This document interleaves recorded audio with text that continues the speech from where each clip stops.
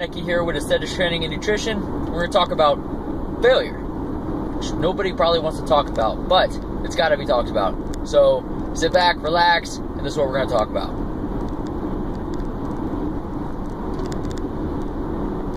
Alright everybody, so like I said, we're going to talk about failure.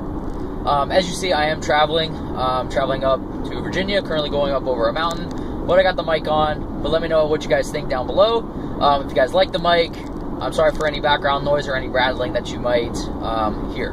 So, what am I talking about? Failure. What I want to achieve in this video is to give you a different viewpoint of what failure really is and what you can use failure for in order to achieve success. Alright? You may have seen a lot of this stuff out there, but I want to give you what my viewpoint is and what I try to instill in all of my clients is how to look at failure as a means to become successful. Failure is inevitable. You know, struggling is inevitable, but ultimately you will fail at some point in your life. If you haven't, I applaud you. But failure is something that a lot of us have gone through, and a lot of people, you know, go through on a day-to-day basis, and it's not always a bad thing. You know, you can't necessarily look at failure as an end point for your goals or anything that you want to achieve for that matter, whether it's getting a promotion, whether it is winning a bodybuilding competition or a physique competition, or losing weight, or getting your degree, or whatever you want to talk about, or whatever happens. You can't look at failure as the end point. You can look at it as, think of it just as a roadblock. You know, look at it as something that you have to climb over, or something that you have to get through. What you need to do, though, is really figure out how you need to approach things whenever failure does happen. And notice I say, if failure happens. Failure is going to happen. It's inevitable. Trust me. I have failed probably more times than anybody really cares to listen about. But I know there's other people out there that have failed a significant amount of times as well. What you can do, though, is you have a choice to how you react to failure, and what you do from that, and where you go from from when that point happens.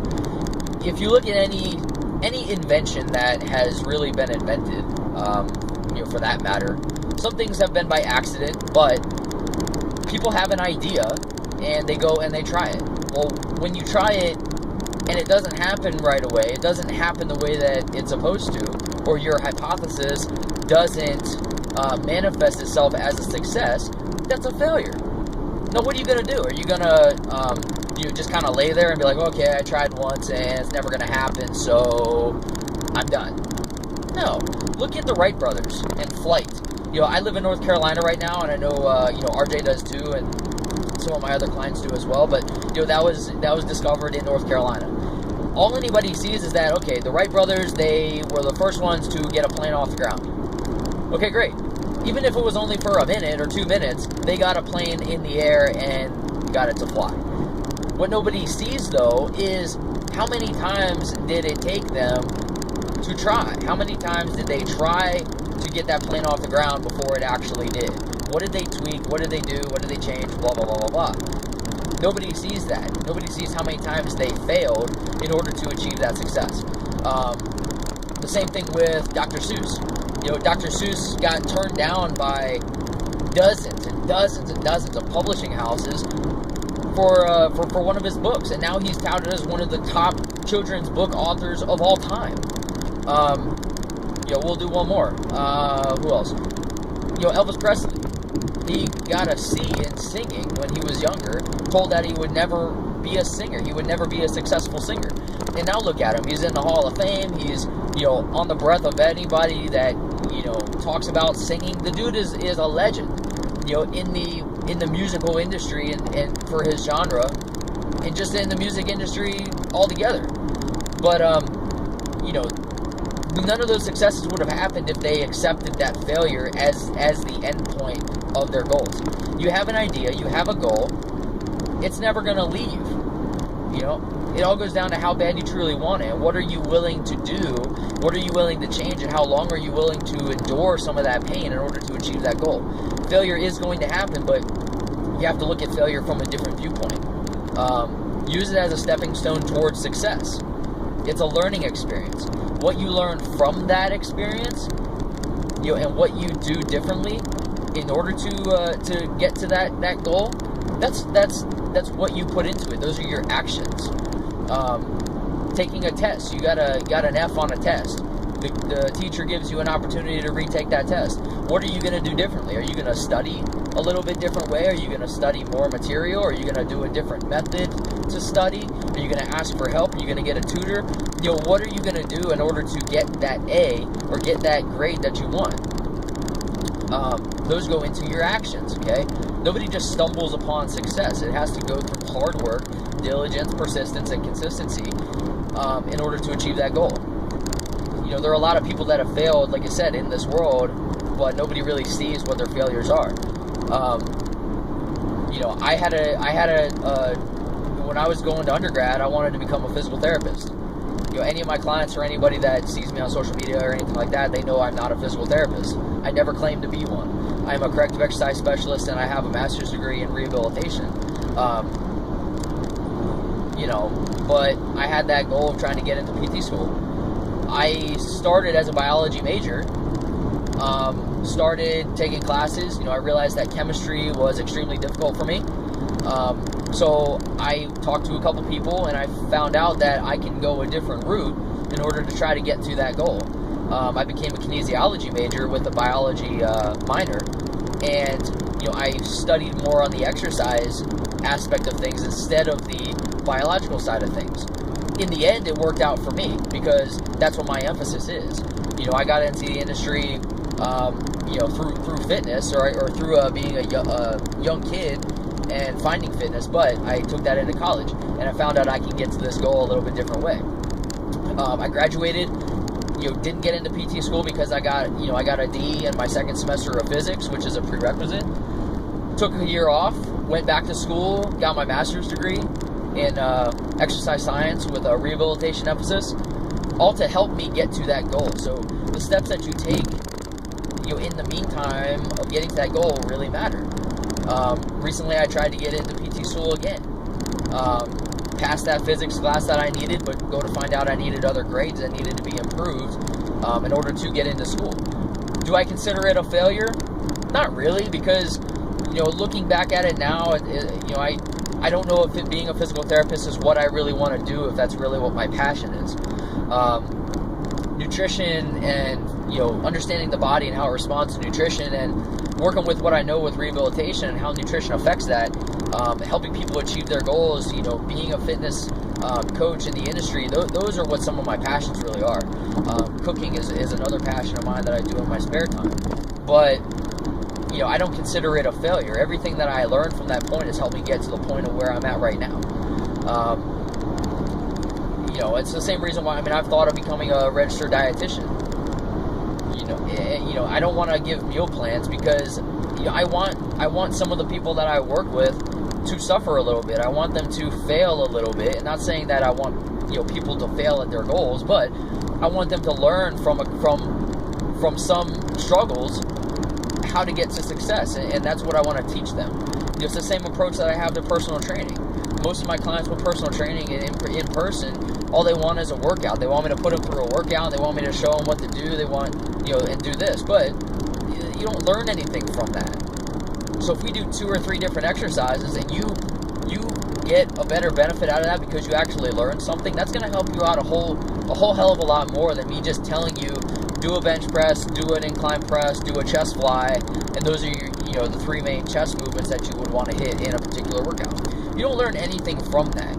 You don't learn why different angles work the way they do and some of the other specifics. You don't learn why we use different rep ranges. You don't learn what tension really does to the muscle. You don't learn, anything else, other than that. But people want to need, the easy gratification. And yes, it's my job to give people workouts and whatnot, but it's also my job to be a teacher and an educator. As a nutritionist, the reason why I didn't want to become an RD is because I don't want to tell people what to eat, how to eat, how much to eat, things like that. I'll leave that to people that need to work with registered dietitians that have a specific metabolic disorder. As I gain more knowledge and able to help some of those people, alongside with registered dietitians and help motivate and educate them and execute what the dietitian is telling them to do. But for the general public or the general clientele that I work with, yes, I want you to track your macros. I want you to try to track your macros or be conscious of food that you take in. That's the learning experience. And do I expect you to be a master at it right away? Absolutely not. If you've never done it before, you're never going to be a master at it right away. If you are, great. If you find it easy, great. It wasn't for me to start out, starting out. I didn't realize how much I was really eating when I first started out. I was eating the right foods, but I was eating way too much of them, and that's why I wasn't losing weight, or I wasn't achieving the goal that I wanted to achieve. So I had to take a different approach. I had to actually analyze what I did and actually understand what was happening. But I never would have been able to get on stage if that wasn't pointed out to me, and if I hadn't have failed initially right away. I want some of my clients to struggle. I want them to learn. I want them to actually enjoy the coaching experience and actually get something from it. But use failure as a stepping stone towards success. Don't necessarily get frustrated to the point of where you're going to end up quitting on your own self. You're going to end up quitting on your goal. You have to believe in yourself, and you have to believe in what you're doing, and believe that your goal is going to present itself when the time is right. It all comes back to your actions. It all comes back to what how you perceive failure. You can either use it as this point of where you're going to lay down and you're going to give up and you're going to say, I failed, I'm never going to achieve this goal, and I'm never going to do what I want to do, or I'm never going to be what I want to be, or I'm never going to lose weight, become a bodybuilder, whatever it is, get this degree. Or you can choose to think differently and say, okay, that didn't work, I'm going to try something else. Or, okay, I failed, what's next? What can I do next? What else am I good at that I can perfect as my craft?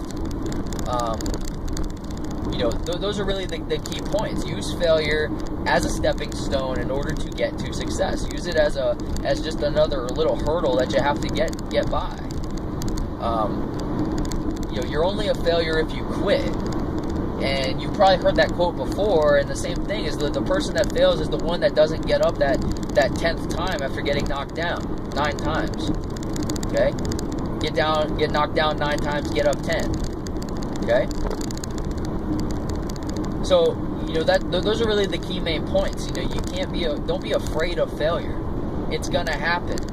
And now you know that. And now you can be ready for it. So when it does happen, when everything doesn't go your way, when you have that struggle, when you have that failure strike, start to think a little bit differently. Okay, what did you learn in that process of failing? You know that the approach you took wasn't the right one.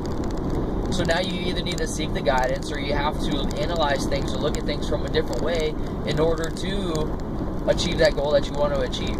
And it will happen only if you believe that it will happen. Okay? Did I become a physical therapist? No, I didn't. Am I a failure? Absolutely not, because I get to help people every single day still achieve their goals, whether it is helping getting them back to injury through corrective exercise, through nutrition, or whatever. Physical therapy was just another outlet. It was just another way to do that.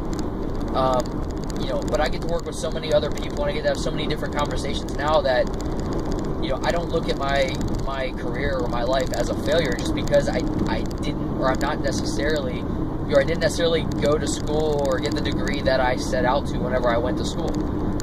Am I still in the field? Absolutely. But I'm doing something a little bit different. I have a different approach to a lot of things. So it's not you're not a failure unless you actually quit, unless you actually give up on that goal. My goal is to help people. My goal is to help people achieve what they want to achieve, and I'm doing that. As a coach, I'm doing that. So I hope this really helps. I hope that it kind of changes your viewpoints of what failure, of how to look at failure and what failure really can be used for. Use it as a motivator if you really have to. But you only fail if you quit. And don't quit on yourself.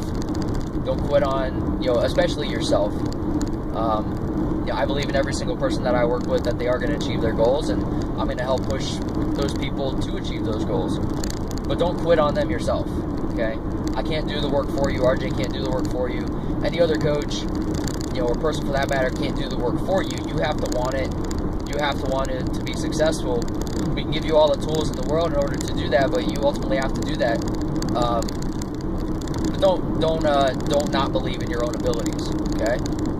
Look at failure as a positive and start to look at things a little bit differently, but use it as a stepping stone in order to get to where you want to go. So I hope this was helpful. As I drive, I'm going to be doing some more of these videos. Not necessarily informative from an educational standpoint, but more videos like this. So you feel free to reach out to myself, Dave at atncoaching.com. Check out our website, www.atncoaching.com, for articles, videos, and the services that we offer. Check me out on Instagram at Dave Reinecke ATN. Subscribe to our YouTube channel. Look me up on Facebook. Look RJ up on Facebook. Just check out all of our social media for other content like this. But if you guys like this video, comment down below, slap a like on it, do what you need to do, share it, post it on your wall, watch it over and over and over again, just see my face, my clean-shaven face. But, I just want to take the time to thank you guys for watching, thank you for listening, and talk to you guys soon.